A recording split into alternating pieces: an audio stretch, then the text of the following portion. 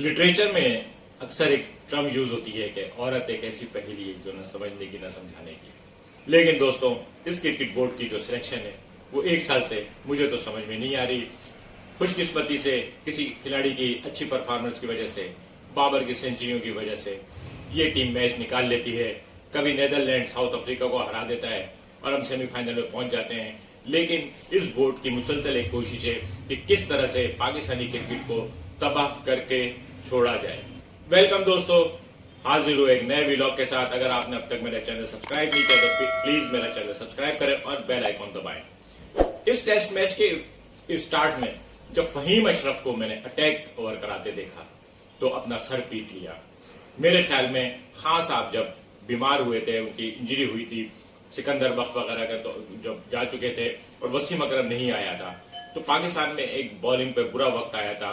उस वक्त ताहिर नक्काश वगैरह जैसे बॉलर थे और उसके बाद तकरीबन कोई 37-38 ईयर्स के बाद मैंने पाकिस्तानी टेस्ट टीम की इतनी घटिया और इतनी खराब बॉलिंग देखी, बॉलिंग लाइनअप देखी, सॉरी बॉलिंग नहीं, बॉलिंग लाइनअप।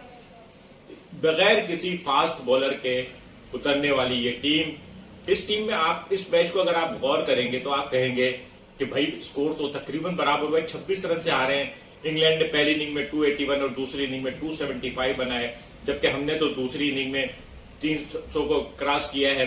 बिल्कुल ठीक है जनाब कि इंग्लैंड ने रन कम बनाए, लेकिन उसकी वजह मैजिक बॉलर अबरार था। क्या तारीफ की जाए, इत्तेफाक से अबरार इस इनिंग में एक्सेल कर गया।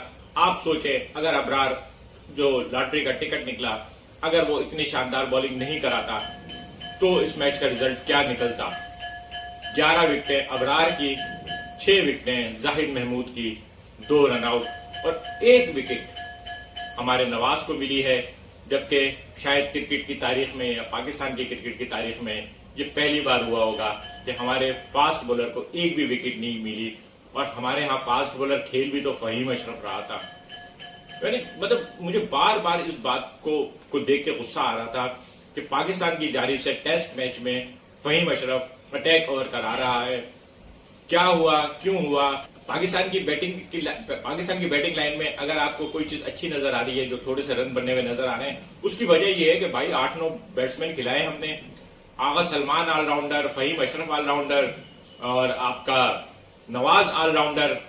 ऐसा लग रहा था 2020 खेलना है। हमें शाहिद आफरीदी, मोहम्मद हफीज और शोएब मलिक को भी खिला लेते तो 11 फास्ट बॉलर हो जाते और रजाक को बुला लेते, उससे 1 ओवर करा लेते फास्ट का कसम खाने के लिए, तो सारे बैट्समैन खेल रहे होते। इस बोर्ड को रमीज राजा जैसा सीनियर आदमी, जिसको पर अब आप सियासत का भी कोई प्रेशर नहीं कह सकते क्योंकि नई हुकूमत वैसे ही इतने मामला में उलझी हुई है कि उसको क्रिकेट की तरफ से कोई दिलचस्पी नहीं है। उन्होंने इस बोर्ड में कोई तब्दीली नहीं की है। ये बोर्ड वैसे ही है जैसा पिछले दौरे हुकूमत में था। इसका मतलब ये है कि ये आजाद है, अपने खुद मुख्तार है, लेकिन हम इसका इल्जाम किसी और पे भी नहीं दे सकते। लेकिन अब इस हुकूमत को भी तवज्जो देनी चाहिए कि बोर्ड में जो कुछ हो रहा है, ये खिलाड़ी क्यों खेल रहे हैं, जो खिलाड़ी नहीं खेल रहे वो क्यों नहीं खेल रहे। इस पूरी सीरीज से अगर हमें कुछ मिला है तो सऊद शकील और अबरार, और अगर हमने कुछ लूज किया है तो हम 2 टेस्ट हार गए हैं। आजकल टेस्ट रैंकिंग का चक्कर दौर है टेस्ट चैंपियनशिप में, और हम अपने घर में इंग्लैंड को बुला के अपनी मर्जी की पिचें बना के हार रहे हैं। पहले हमने बैटिंग पैराडाइज बना दी, इस बार हमने स्पिन पिच बना दी। लेकिन स्पिन पिच बनाई थी, मेरे ख्याल में हमारे पास और भी बहुत सारे अच्छे स्पिनर हैं, हम उन स्पिनर को खिला सकते थे। अगर स्पिन पिच थी तो स्पेशलिस्ट स्पिनर होते हमारे पास। अगर हम इंग्लैंड को मजीद कम रन बनाने देते तो हमारी टीम पे प्रेशर कम आता। यहां दोस्तों मैं एक बात बाबर के बारे में कहना चाहूंगा। बाबर पे मैंने सबसे ज्यादा तनकीद की है। शायद उस वक्त तनकीद की थी जब बाबर पे तनकीद शुरू भी नहीं हुई थी, लेकिन तनकीद का मतलब एक दफा भी ये नहीं था कि बाबर की तहकीर की जाए, बाबर की बेइज्जती की जाए। बाबर बहुत अजीम बैट्समैन है। हमें कभी कभी उसके खेलने के स्टाइल से, कभी उसके स्ट्राइक रेट से प्रॉब्लम होती है, लेकिन इसका बिल्कुल भी ये मतलब नहीं है कि हम बाबर की बेइज्जती करें। बाबर किस्मत से हमें मिल गया है। आज पाकिस्तान की टीम में जो हमारे पास थोड़ी बहुत जीत है, फतूहात हैं, उनमें बाबर का कंट्रीब्यूशन अगर निकाल दें तो हमारे पास पीछे कुछ नहीं मिलता। किसी एक मैच में, एक इनिंग में बुरा खेलने पे जिस तरह से मुल्तान स्टेडियम में नारे लगे हैं, ये इंतहाई तौहीन आमेज है। ये हमारे हीरो हैं, हमें इनके ऊपर तनकीद करने का, इनकी बैटिंग के ऊपर तनकीद करने का भी हक है। जब ये खराब खेले तो हम कहें, हम इनको याद दिलाते हैं कि भाई हमें आपके, और मैं एक और बात बता दूं, शाहिद आफरीदी पे बहुत तनकीद होती थी, अब बाबर पे बहुत तनकीद होती है। बहुत अच्छे खिलाड़ी के साथ एक प्रॉब्लम ये होती है कि उसके साथ लोगों को तवक्कात बहुत होती हैं।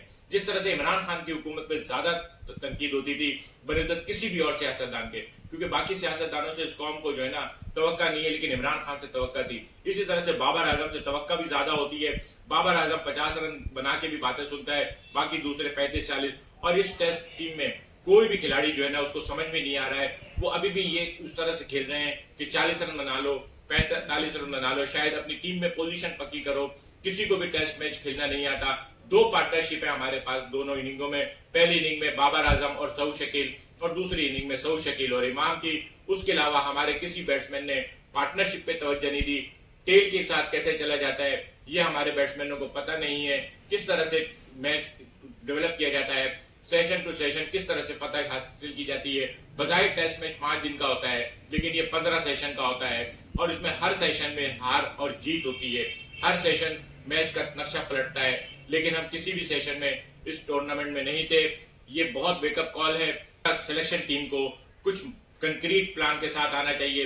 ये बताना चाहिए कि किस खिलाड़ी को क्यों सेलेक्ट किया गया है, और जिस खिलाड़ी को सेलेक्ट नहीं किया गया है उसको क्यों नहीं सेलेक्ट किया गया है। इतनी अजूबा टेस्ट टीम मैंने तो शायद कभी भी नहीं देखी। ऐसी टेस्ट टीम बना के जीत जाना खुशकिस्मती हो सकती है, लॉटरी का टिकट हो सकती है, कुदरत का निजाम हो सकती है, लेकिन जमीन के ऊपर बगैर मेहनत के फतह का ख्वाब देखना बेवकूफी है। आपको मेहनत भी करनी पड़ती है। खुदा भी उन्हीं की मदद करता है जो मुकाबला करते हैं। यहाँ तो मुकाबले की जुस्तजू नजर नहीं आ रही।